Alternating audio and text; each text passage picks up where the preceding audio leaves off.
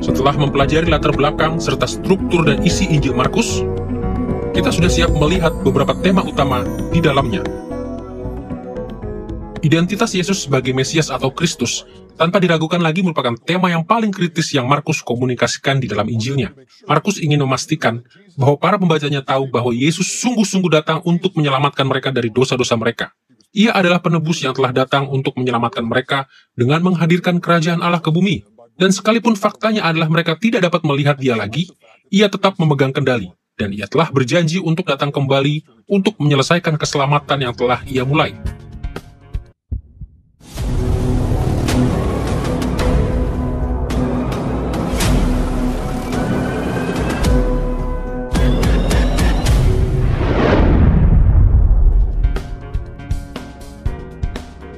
Untuk tujuan kita dalam pelajaran ini, kita akan membagi tema kemesiasan Yesus dalam dua bagian. Pertama, kita akan membahas Yesus sebagai hamba mesianis yang menderita. Dan kedua, kita akan memperhatikan identitasnya sebagai sang raja penakluk yang adalah Mesias. Marilah kita mulai dengan peran Yesus sebagai hamba yang menderita. Pembahasan kita tentang Yesus sebagai hamba yang menderita akan dibagi menjadi 3 bagian. Pertama, kita akan mengungkapkan beberapa pengharapan orang Yahudi mengenai Mesias. Kedua, kita akan secara singkat menyoroti hakikat pelayanan Yesus sebagai hamba yang menderita. Dan ketiga, kita akan membicarakan respon yang tepat yang Markus harapkan dari para pembacanya terhadap aspek kemesiasan Yesus ini. Marilah kita pertama-tama melihat pengharapan orang Yahudi akan Mesias yang lazim pada zaman Yesus. Selama ratusan tahun sebelum zaman Kristus, mayoritas yang luas dari orang Israel tinggal di luar tanah perjanjian. Dan mereka yang tetap tinggal di tanah itu menderita di bawah tirani para penguasa bukan Yahudi. Pertama-tama orang Babel, kemudian orang Media dan Persia, lalu orang Yunani, dan akhirnya orang Romawi. Dan sejarah panjang penderitaan ini membawa para teolog Yahudi untuk menekankan nubuat-nubuat perjanjian lama, bahwa Allah pada akhirnya akan mengutus seorang liberator mesianis untuk memulihkan kerajaan Israel. Ada banyak jenis pengharapan mesianis orang Yahudi. Sebagai contoh, orang-orang Zelot percaya bahwa Allah menginginkan Israel untuk menandai saat kedatangan Mesias dengan cara memberontak melawan otoritas Romawi. Berbagai kelompok apokaliptik yang berbeda percaya bahwa Allah akan mengintervensi secara supernatural dengan menghancurkan musuh-musuhnya dan memulihkan umatnya. Ada juga para penjunjung tinggi hukum atau nomis, seperti orang Farisi, yang percaya bahwa Allah tidak akan mengintervensi sampai Israel taat kepada Taurat. Jadi pada zaman Yesus, ada banyak orang yang merindukan dan menantikan kedatangan Mesias. Ia datang sebagai seorang hamba yang menderita dan rendah hati. Pengharapan-pengharapan Mesianis Yahudi menantikan kerajaan politis yang segera hadir di bumi di bawah pemerintahan Mesias yang serupa dengan kerajaan yang telah diperintah oleh Daud berabad-abad sebelumnya. Namun Yesus bahkan belum mencoba untuk mendirikan kerajaan semacam ini selama masa pelayanannya di bumi ini. Dan hal ini menyebabkan banyak orang menolak dia sebagai Mesias. Yang menarik, gagasan tentang Mesias sebagai seorang hamba yang menderita bukanlah gagasan yang baru. Nabi Yesaya dalam Perjanjian Lama telah mengindikasikan peran ini untuk Mesias, khususnya di dalam Yesaya pasal 53 yang seringkali diterapkan oleh Perjanjian Baru kepada Yesus. Kita bahkan dapat mengatakan bahwa jika Yesus tidak menderita dan melayani, maka ia tidak akan memenuhi persyaratan Perjanjian Lama sebagai Mesias. Dan karena itu, pelayanan penderitaan Yesus tidak menyatakan dirinya tidak layak sebagai Kristus, melainkan justru menjadi bukti bahwa ia benar-benar adalah Kristus. Tetapi hanya sedikit orang yang bisa memahami tema Perjanjian Lama ini pada masa kehidupan Yesus. Banyak dari mereka yang begitu setia kepada spekulasi-spekulasi Yahudi kontemporer tentang Mesias, sehingga mereka tidak mengenali dia ketika ia datang. Jelaslah konsep Mesias sangat penting di dalam Perjanjian Lama. Mesias adalah yang diurapi, raja yang diurapi. Menarik untuk membayangkan bagaimana Kristus akan datang seandainya Israel sungguh-sungguh telah taat dan tidak menuntut seorang raja manusia. Tetapi mereka telah melakukannya. Karena itu, ada rentetan orang-orang yang diurapi yang tidak memperhatikan umat mereka yang tidak menegakkan keadilan Allah di dalam dunia ini yang berpusat pada dirinya sendiri. Itu sebabnya ada kerinduan ini yang muncul dari Perjanjian Lama. Oh, tidak dapatkah kita memiliki seorang Mesias yang akan menjadi Mesias seperti yang seharusnya? Begitu juga ada gambaran tentang raja yang akan datang, tetapi khususnya dalam kitab Yesaya, ada suatu koneksi yang menakjubkan di antara raja yang akan datang ini dengan Roh Kudus. Orang-orang dalam Perjanjian Lama bukan hanya merindukan Mesias, mereka juga merindukan Roh Kudus untuk datang dan memampukan mereka untuk menaati Taurat mereka. Jadi menarik untuk melihat cara-cara yang secara khusus digunakan oleh Yesaya untuk menggambarkan relasi di antara Mesias dengan Roh. Ia akan dipenuhi dengan Roh. Ia diurapi oleh Roh. Ia adalah pribadi yang berbicara melalui Roh. Dan karena itu, para rasul tampaknya tidak terkejut ketika Yesus yang bangkit berkata kepada mereka, "Nantikanlah janji Bapa di Yerusalem." Seolah-olah, akhirnya Mesias telah mengatakan sesuatu yang kita harapkan darinya. Aku akan menyediakan Roh Kudus. Yang tidak mereka lakukan adalah memahami harga yang harus dibayar oleh Mesias untuk menghadirkan zaman keadilan Allah dan zaman Roh ini. Mereka tidak mengaitkan Yesaya pasal 53 dengan Yesaya pasal 11. Mereka tidak mengaitkan fakta bahwa Mesias harus mati demi menghadirkan kerajaan keadilan dan damai sejahtera dan kehidupan dari Roh ini. Dengan mengingat pengharapan-pengharapan dari orang Yahudi ini, marilah kita beralih pada pelayanan Yesus sebagai hamba yang menderita. Yesus adalah Mesias yang mengejutkan karena ia memenangkan pertempuran dengan cara mati. Di awal Injilnya, Markus melaporkan konflik-konflik yang pada akhirnya bermuara pada penyalibannya. Dan paruhan yang kedua dari Injil itu didominasi pertama-tama oleh tema penderitaan dan kematian Yesus yang akan terjadi, dan kemudian oleh penderitaan dan kematiannya yang sesungguhnya. Dan sejajar dengan penekanan pada penderitaan Yesus ini, terdapat penekanan pada pelayanannya. Ia menyembuhkan dan melayani banyak orang yang berbeda. Ia memberikan nyawanya sebagai korban tebusan untuk menebus orang-orang berdosa. Ia menaati kehendak Allah setiap waktu untuk mendatangkan keuntungan bagi umat Allah. Satu bagian di mana Markus dengan sangat kuat menggabungkan tema-tema tentang penderitaan dan pelayanan ini adalah dalam Markus pasal 10 ayat 35 sampai 45. Dalam bagian ini, Yakobus dan Yohanes meminta kedudukan yang terhormat dalam kerajaan Yesus. Kemudian 10 murid lainnya menjadi marah pada aspirasi kemuliaan itu. Tetapi Yesus menegur ke-12 murid itu. Ia mendesak mereka untuk hidup melayani dan mempersembahkan hidupnya sendiri sebagai sebuah teladan. Kepemimpinan seorang hamba hanya menuntut sang pemimpin untuk hanya terlibat aktif di dalam kehidupan pelayanan dan memiliki kerelaan. Seperti yang akan Paulus katakan, untuk memberi diri mereka untuk melayani orang lain, untuk mendukung orang lain, untuk memperlengkapi orang lain. Karena itu sang pemimpin dapat dikatakan tidak hanya memberi perintah dan mengatakan, pergi dan kerjakan. Ya, perintah memang diberikan, tapi sang pemimpin berjalan di depan untuk mencapai sasaran-sasaran dan tujuan-tujuan itu. Dan itu mengingatkan saya kepada apa yang Paulus katakan ketika ia berbicara tentang bekerja. Ia berkata, ia bekerja lebih keras daripada semua rekannya dalam pengertian itu. Dengarkanlah penjelasan Yesus untuk kepemimpinan yang seperti ini dalam Markus pasal 10 ayat 45 berikut. Karena anak manusia juga datang bukan untuk dilayani, melainkan untuk melayani dan untuk memberikan nyawanya menjadi tebusan bagi orang banyak. Yesus menegaskan bahwa kepemimpinan adalah suatu bentuk pelayanan kepada Allah dan kepada mereka yang dipimpin. Kepemimpinan bukan kesempatan untuk meraih kemuliaan. Sebaliknya, hal itu lebih sering menimbulkan penderitaan bagi para pemimpin. Sebenarnya, Yesus tahu bahwa misinya dalam melayani orang lain pada akhirnya akan membawanya pada kematian. Tetapi inilah misi yang diterimanya, dan ia memerintahkan kepada murid-muridnya untuk menerimanya juga. Nah, dalam Injil Markus, ia tampaknya sangat ingin agar kita menerima pesan bahwa Yesus adalah hamba yang menderita yang dinubuatkan dalam Perjanjian Lama. Dan barangkali ayat kuncinya adalah dalam Markus pasal 10 ayat 45. Anak manusia datang bukan untuk dilayani, melainkan untuk melayani dan untuk memberikan nyawanya menjadi tebusan bagi banyak orang. Dan ayat yang khusus itu muncul dalam konteks di mana para murid didorong untuk menjadi hamba-hamba seperti itu. Bahwa Yesus adalah teladan bagi kita untuk sungguh-sungguh tidak menggunakan hak-hak kita, tetapi sungguh-sungguh mengesampingkannya demi kemajuan Injil dan kerajaan itu. Dan Markus secara khusus memberi kita teladan yang sesungguhnya tentang bagaimana kita tidak seharusnya memamerkan kekuasaan kita. Kita tidak seharusnya mencari tempat terbaik di surga seperti yang sering menjadi kecenderungan dari para murid.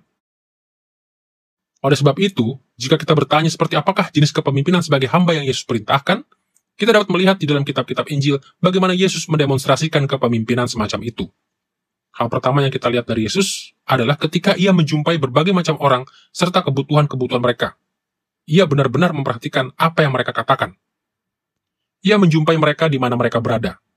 Ia memperhatikan kebutuhan-kebutuhan materi dalam kehidupan mereka, kebutuhan-kebutuhan emosional dalam kehidupan mereka. Ia benar-benar mendengarkan untuk menyimak apa yang tersirat, bukan sekedar apa yang terucap. Karena itu, kita dapat melihat di dalam Injil Markus misalnya, perjumpaan Yesus dengan seorang ayah yang anaknya telah bertahun-tahun diganggu roh jahat, sehingga ia melukai dirinya sendiri, dan merasa bahwa ia tidak mempunyai harapan lagi. Ia berkata, "Tolonglah aku yang tidak percaya ini." Bukannya memarahinya, Yesus menjawab dia dan menyembuhkan anak laki-lakinya. Dan kemudian kita melihat persis arah yang dituju oleh Injil ini. Kemanakah Yesus pergi? Yesus sedang menuju ke Yerusalem untuk menyerahkan nyawanya bagi pengikut-pengikutnya, untuk membayar dosa-dosa mereka. Ekspresi kasih yang berkorban ini, yang mengesampingkan kemuliaan apapun bagi dirinya dalam pengertian kebudayaan pada zaman itu, dan kemudian menyerahkan nyawanya bagi pengikut-pengikutnya. Jadi inilah pola yang Yesus demonstrasikan di dalam Injil. Bagaimana ia memperhatikan dan mendengarkan orang-orang yang ia jumpai, dan kemudian kemana ia pergi, ke Yerusalem, untuk menyerahkan nyawanya. Itulah kepemimpinan sebagai hamba.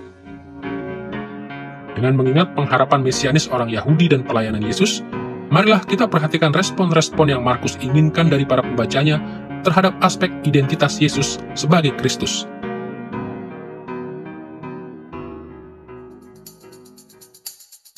Yesus mengajarkan bahwa para pengikutnya akan menderita. Mereka akan menghadapi perlawanan di dalam masyarakat. Mereka akan mengalami konflik dengan keluarga mereka. Mereka akan dicobai dan diganggu oleh kuasa roh jahat. Mereka akan dianiaya, dan beberapa dari mereka bahkan akan dibunuh. Tetapi ia masih menuntut kesetiaan dan ketekunan mereka. Dengarkanlah bagaimana Yesus merangkumkan gagasan ini dalam Markus pasal 12 ayat 30 berikut. Kasihilah Tuhan Allahmu dengan segenap hatimu, dan dengan segenap jiwamu, dan dengan segenap akal budimu, dan dengan segenap kekuatanmu. Di sini Yesus mengacu pada Ulangan pasal 6 ayat 5, dalam rangka menekankan totalitas tuntutan-tuntutan Allah atas kehidupan umatnya. Kita harus secara total mengabdi kepada Allah dalam semua aspek keberadaan dan kehidupan kita.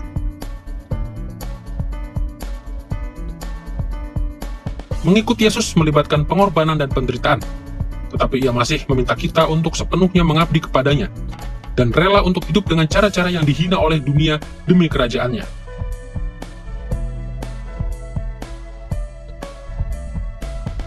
Sebagai satu contoh, perhatikan kisah tentang pemimpin muda yang kaya dalam Markus pasal 10 ayat 17-31. Ia datang kepada Yesus dan menanyakan apa yang harus ia lakukan untuk bisa mewarisi hidup kekal.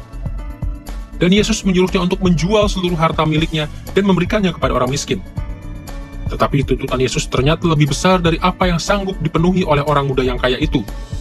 Maka ia pergi dengan kecewa.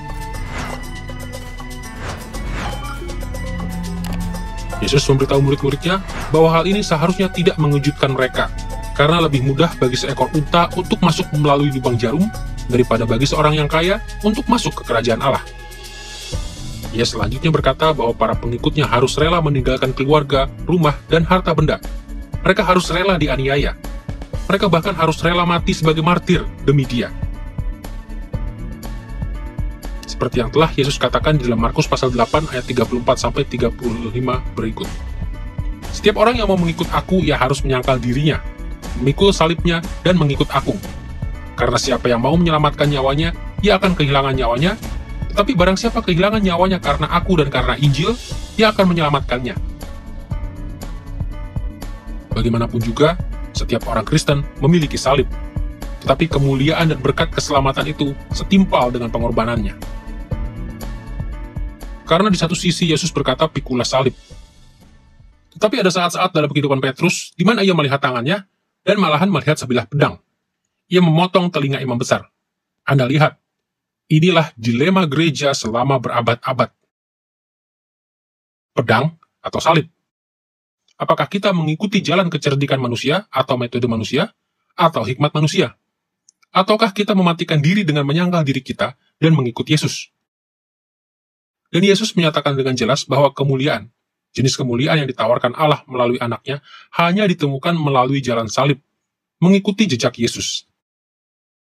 Dan ketika orang setia pada tujuan itu, ketika mereka mengerti bahwa jalan Yesus adalah jalan salib dan mengikuti dia berarti mati terhadap diri dan hidup bagi dia, maka pertanyaan-pertanyaan tentang berkompromi dan tidak berkompromi, kesatuan dan perpecahan, hal-hal ini cenderung banyak sekali terselesaikan dengan sendirinya selama kita berfokus pada hakikat kehidupan Kristen yang berbentuk salib. Pemuritan adalah jalan yang sulit. Bahkan menurut Yesus, memasuki kerajaan Allah sesungguhnya mustahil ketika kita bergantung kepada kuasa kita sendiri untuk melakukannya. Tetapi dengarkanlah bagaimana Yesus menyemangati murid-muridnya dalam Markus pasal 10 ayat 27 berikut. Bagi manusia hal itu tidak mungkin, tetapi bukan demikian bagi Allah. Sebab segala sesuatu adalah mungkin bagi Allah. Kita tidak memiliki kekuatan untuk menaati Yesus dengan cara radikal yang dituntutnya. Tetapi Allah memilikinya, dan Ia menggunakan kekuatan itu di dalam diri kita untuk memastikan bahwa kita dapat masuk ke dalam kerajaan-Nya. Salah satu hal terburuk yang dapat kita lakukan adalah berusaha untuk bertumbuh dalam Kristus dan mengalami pengudusan dan bertumbuh dalam kekudusan dan kebenaran tanpa kuasa roh. Jadi karya roh, kuasa roh, mutlak esensial bagi kehidupan apapun yang dihasilkan oleh kehidupan kita. Pertumbuhan apapun di dalam hidup kita. Hal yang menakjubkan adalah, karena Yesus adalah teladan kita dalam kemanusiaannya, itulah persisnya yang kita lihat di dalam kehidupannya. Roh Kudus datang dan berkarya di dalam kehidupan Kristus, memampukan dan memberdayakan dan memimpin dia, mengurapinya pada saat ia dibaptis pada permulaan pelayanannya, bahkan sebelum itu, menaungi sang anak darah sehingga mengandung, sehingga kita memiliki Allah yang menjadi manusia. Kita melihat roh memimpin dia ke padang gurun untuk dicobai. Roh datang dan melayani dia. Roh itu adalah karya pemberdayaan di dalam kehidupan Kristus. Markus ingin pembaca aslinya di Roma mengetahui bahwa penderitaan dan penganiayaan mereka adalah tanda bahwa mereka adalah para pengikut Kristus yang sejati. Ini adalah bagian dari rencana Yesus untuk kerajaannya, dan Markus ingin agar para pembacanya dikuatkan oleh fakta ini. Ia ingin mereka yakin bahwa Allah akan memberdayakan mereka untuk bertekun melalui kesulitan-kesulitan mereka sebagaimana Ia telah memberdayakan Yesus, sehingga mereka dapat menghadapi penderitaan mereka dengan keberanian dan pengharapan. Yesus masih menghadirkan kerajaannya secara perlahan. Ia masih menggunakan penderitaan umatnya sebagai sarana untuk mencapai tujuan itu, dan Ia masih memberdayakan kita untuk menanggungnya. Kita menderita karena kita adalah hamba-hambanya, dan kita yakin bahwa satu hari kelak penderitaan kita akan diganjar dengan berkat-berkat yang melampaui pemahaman kita. Berkat-berkat yang besarnya jauh melebihi kesulitan-kesulitan yang kita tanggung. Aspek kedua dari identitas Yesus akan kita bahas dalam perannya sebagai Raja yang menang yang mendatangkan kerajaan Allah di bumi. Perjanjian Lama menegaskan bahwa Mesias nantinya adalah keturunan Raja Daud, dan bahwa yang akan menjadi tugasnya adalah memulihkan kemuliaan tahta Daud dan memerintah atas Israel selamanya. Kita melihat nubuat ini dalam Mazmur pasal 89, pasal 110, dan pasal 132, dan diteguhkan dalam Markus pasal 12 ayat 35. Jadi setiap kali Yesus disebut sebagai Kristus atau Mesias, status rajawinya juga ditegaskan. Sebagai contoh, inilah alasannya ia disebut anak Daud dalam Markus pasal 10 ayat 47-48. Dan Yesus sendiri secara terbuka mengaku bahwa dia adalah Raja Mesianis dalam Markus pasal 14 ayat 61-62 ketika ia diadili di hadapan Mahkamah Agama. Dan dalam Markus pasal 15 ayat 2 ketika ia diadili oleh Pilatus.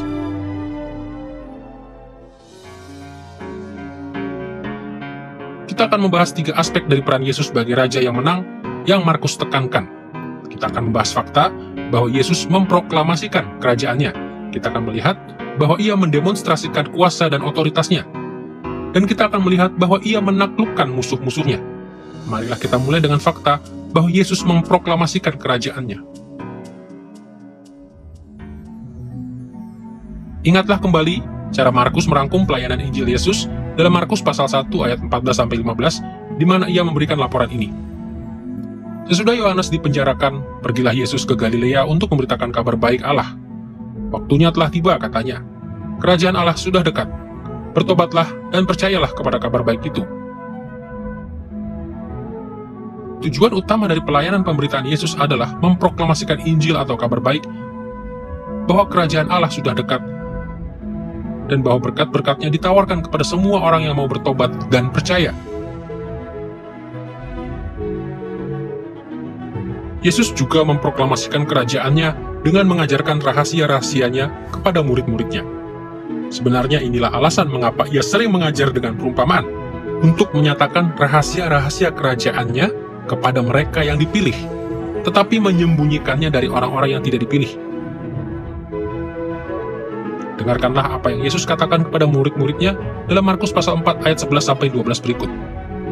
Jawabnya, kepadamu telah diberikan rahasia kerajaan Allah, tetapi kepada orang-orang luar, segala sesuatu disampaikan dalam perumpamaan, supaya sekalipun melihat, mereka tidak menanggap, sekalipun mendengar, mereka tidak mengerti, supaya mereka jangan berbalik dan mendapat ampun.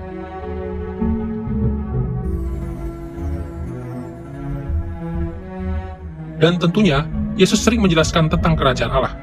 Misalnya dalam Markus pasal 10, yang menjelaskan siapa yang dapat masuk dalam kerajaan itu dengan mudah, seperti anak-anak, dan mereka yang dapat masuk hanya dengan kesulitan yang sangat besar, seperti orang-orang kaya.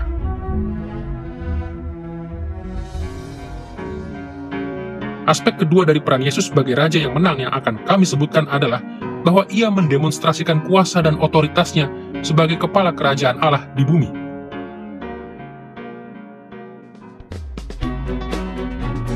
Yesus mendemonstrasikan kuasa dan otoritas sebagai Raja, terutama melalui mujizat-mujizatnya. Sebagai contoh, Markus pasal 4 ayat 41 mengatakan bahwa ciptaan mematuhi perintah-perintahnya, dan roh-roh jahat berulang kali mengenali dia sebagai anak Allah. Seperti yang kita lihat di tempat seperti Markus pasal 1 ayat 24, pasal 3 ayat 11, dan pasal 5 ayat 7. Kesanggupan Yesus untuk menyempurnakan kehendaknya atas alam dan roh-roh jahat adalah dengan sangat jelas mendemonstrasikan bahwa ia telah datang untuk menghadirkan kerajaan Allah di bumi. Dan hal yang sama juga berlaku untuk kesembuhan-kesembuhan ajaib. Berkat-berkat kerajaan itu mencakup kehidupan dan kesehatan. Jadi ketika Yesus menyembuhkan orang-orang, ia sedang membagikan berkat-berkat kerajaan kepada mereka, menurut hak istimewanya sebagai Raja. Yesus melakukan mujizat mungkin setidaknya karena 3 alasan. Pertama, ia ingin menunjukkan belas kasihannya, belas kasihan Allah kepada orang-orang yang sedang menderita. Ia ingin memenuhi kebutuhan-kebutuhan mereka, tetapi dengan melakukannya, ia juga sedang memperkenalkan kebenaran tentang siapa dirinya, bahwa ia adalah Mesias, dan ia sedang membawa keselamatan dari kerajaan. Jadi mujizat adalah petunjuk mengenai identitasnya, bukan hanya mengindikasikan bahwa ia adalah Allah, dan karenanya ia dapat melakukan hal-hal ini, tetapi mengindikasikan bahwa ia adalah Mesias. Maka alasan ketiga adalah bahwa mujizat-mujizat itu mengindikasikan keselamatan Mesianis telah datang. Zaman yang dijanjikan oleh Allah telah menerobos ke dalam sejarah, dan sekarang kita melihat pembalikan atau pemutarbalikan kutukan yang membawa penyakit. Karena itu, ia menyembuhkan orang. Selain melakukan mujizat, Yesus juga mendemonstrasikan kuasa dan otoritasnya sebagai Raja dengan cara-cara lain. Misalnya dalam Markus pasal 1 ayat 16-20, Yesus dengan berani memanggil murid-muridnya untuk meninggalkan rumah mereka, keluarga mereka, dan bisnis mereka untuk mengikutnya. Ia bukan sekedar memberikan saran-saran bijak, ia menuntut respon yang mengubah hidup. Sebenarnya ini adalah perintah yang sama yang ia berikan kepada semua orang yang mendengarkan Injil, dan ia terus mengharapkan respon yang sama. Setiap manusia diwajibkan untuk menaati Yesus, menyerahkan hidup mereka kepadanya, dan mengikutinya kemanapun ia memimpin. Barangkali teladan yang paling dapat dikenang dari otoritas Yesus adalah ketika ia mengampuni dosa-dosa dari orang lumpuh dalam Markus pasal 2 ayat 3-12. Yesus dan semua orang lainnya tahu bahwa hanya Allah yang dapat mengampuni dosa. Tetapi secara menakjubkan, Yesus tidak menyuruh orang itu untuk mencari pengampunan dari Allah. Ia dengan berotoritas mengampuni dosa-dosa orang itu. Akibatnya, pernyataan ini bukan sekedar sebuah jaminan pengampunan bagi orang tersebut, tetapi juga jaminan atas otoritas Yesus sebagai Raja. Dengan mengampuni dosa-dosa manusia, Yesus mendemonstrasikan bahwa ia memiliki otoritas ilahi untuk menjalankan keadilan di dalam kerajaan Allah. Dan dengan menyembuhkan orang itu segera setelah mengampuninya, Yesus membuktikan bahwa beritanya sungguh berasal dari Allah. Dan tentunya otoritas Yesus untuk mengampuni dosa adalah salah satu alasan terpenting bagi kita untuk mengikut Dia. Melalui Dia, dosa-dosa kita dapat dihapuskan, sehingga kita dapat diperdamaikan dengan Allah, bukannya menjadi musuh-musuhnya. Kini, kita dapat menjadi para warga yang setia dari kerajaannya dengan semua berkat kekal yang menyertainya.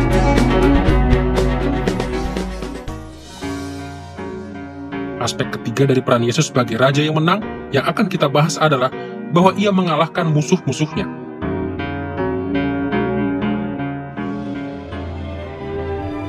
Yesus memiliki banyak musuh selama hidupnya.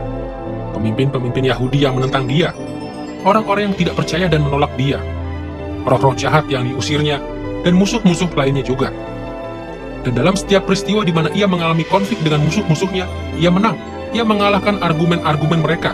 Ia menghindari persengkongkolan mereka yang membebaskan orang-orang dari penindasan mereka. Ia bahkan menggunakan persekongkolan mereka untuk menggenapi tujuannya sendiri, mengizinkan mereka menyalibkannya di salib, sehingga ia dapat mengadakan pendamaian bagi dosa. Semua kemenangan ini membuktikan bahwa Yesus sungguh-sungguh adalah Mesias, Raja keturunan Daud yang telah datang untuk membawa kerajaan Allah ke bumi. Satu kelompok musuh yang sering disebutkan Markus adalah roh-roh jahat. Bahkan Markus lebih banyak menekankan kuasa Yesus atas kekuatan roh-roh jahat dan iblis ketimbang para penulis Injil yang lain. Markus memfokuskan perhatian para pembacanya kepada kendali Yesus atas roh-roh jahat. Bagi Markus, konflik di antara Yesus dengan roh-roh jahat ini adalah bukti bahwa Yesus telah membawa kerajaan Allah. Kehadiran kerajaan itu tidak menyiratkan hadirnya kehidupan yang damai tanpa pergumulan. Sebaliknya itu berarti bahwa kerajaan Yesus telah datang untuk memerangi dan pada akhirnya mengalahkan kuasa-kuasa roh jahat dari kerajaan kefasikan.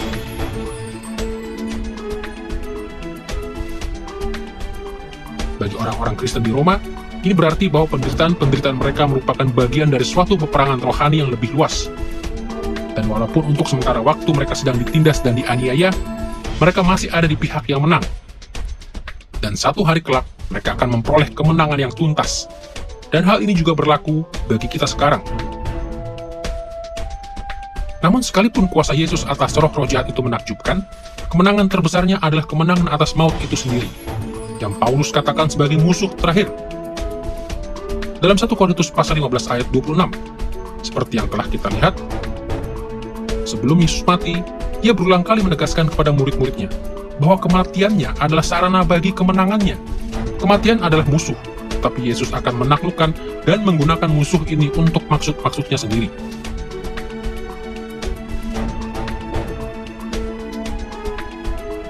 Sebagai contoh, dengarkanlah bagaimana Yesus meyakinkan murid-muridnya dalam perjamuan terakhir dalam Markus pasal 14 ayat 24-25 berikut. Inilah darahku, darah perjanjian yang ditumpahkan bagi banyak orang. Aku berkata kepadamu, sesungguhnya aku tidak akan minum lagi hasil pokok anggur sampai pada hari aku meminumnya, yaitu yang baru dalam kerajaan Allah.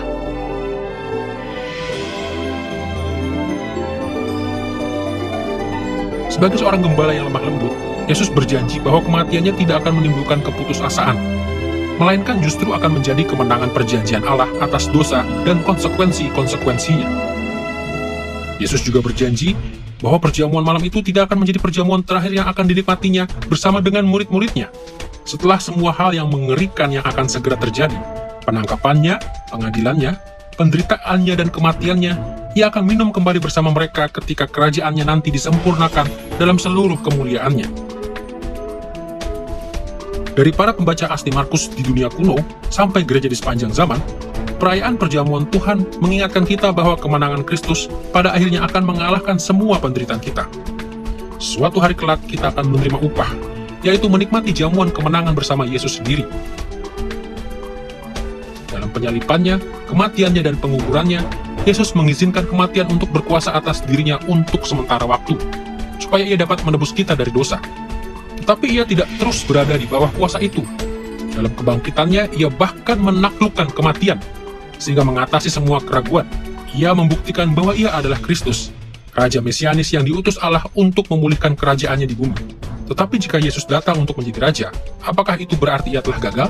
Pertanyaan ini pasti telah menyusahkan hati para pembaca Injil Markus yang sedang dianiaya. Seperti halnya menyusahkan hati banyak orang Kristen di setiap zaman. Lagi pula, kita tidak melihat Yesus memerintah di atas bumi sekarang ini. Sepertinya, ia tidak menyelesaikan segala sesuatu yang seharusnya diselesaikan oleh Raja Mesianis. Dalam Injil Markus, dalam paruhan pertama dari kitab Injil ini, keberadaan Yesus sebagai Raja sangat kuat ditekankan, sehingga Yesus mendemonstrasikan bahwa ia memiliki kuasa atas penyakit. Ia mendemonstrasikan bahwa ia memiliki kuasa atas alam. Ia mendemonstrasikan bahwa ia dapat mengumpulkan para pengikut di sekelilingnya, dan semua hal yang akan Anda harapkan untuk dilakukan oleh Allah, yang adalah Raja di tengah kita.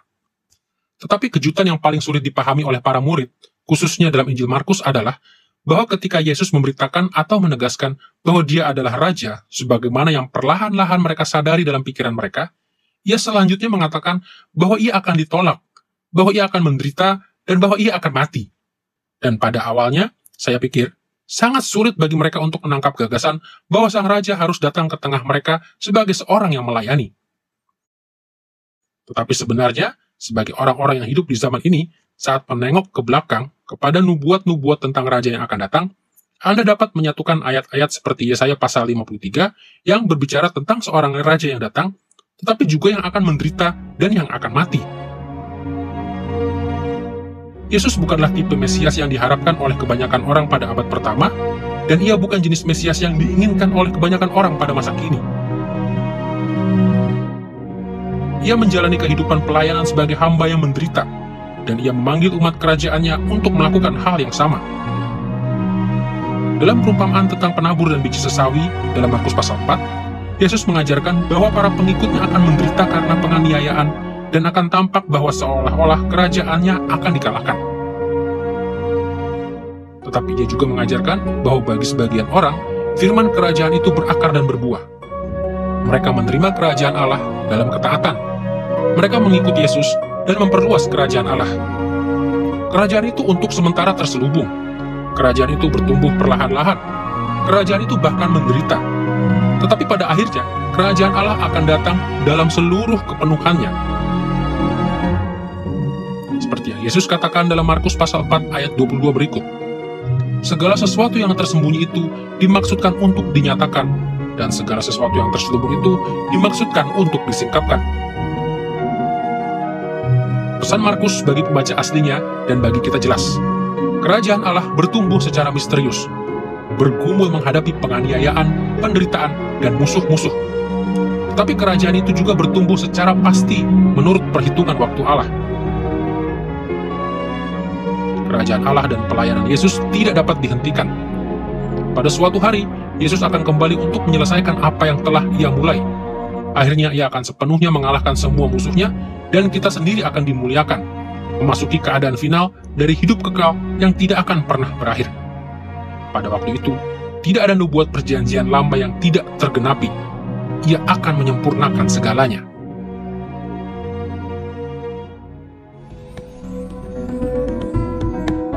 Dalam pelajaran ini, kita telah membahas latar belakang Injil Markus dalam hal penulisan, baca aslinya, dan latar penulisannya. Kita juga telah menggali struktur dan isi dari Injilnya, dan kita telah berfokus pada dua tema besarnya, identitas Yesus sebagai hamba yang menderita dan Raja yang menang. Jika kita membaca Injil ini dengan mengingat hal-hal ini, kita akan menemukan bahwa kita bisa mengerti Markus secara penuh, dan bahwa kita bisa membuat penerapan yang lebih baik untuk kehidupan kita sendiri di dunia modern ini.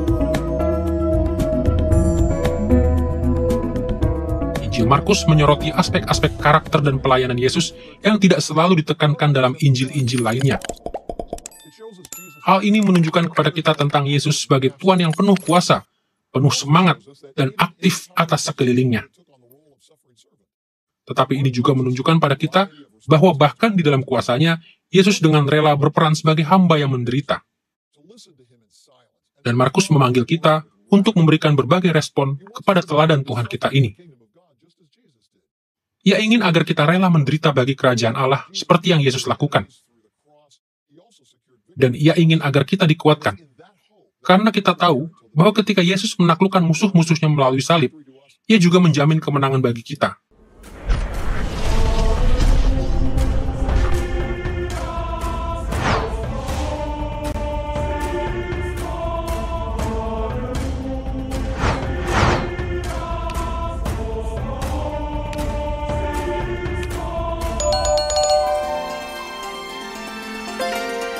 I believe in God the Father Almighty, maker of heaven and earth. I believe in Jesus Christ, His only Son, our Lord, who was conceived by the Holy Spirit and born of the Virgin Mary. He suffered under Pontius Pilate, was crucified, died, and was buried. He descended into hell. The third day he rose again from the dead. He ascended into heaven and is seated at the right hand of God the Father Almighty. From there he will come to judge the living and the dead. I believe in the Holy Spirit, the Holy Catholic Church, communion of saints, the forgiveness of sins, the resurrection of the body, and the life everlasting. Amen.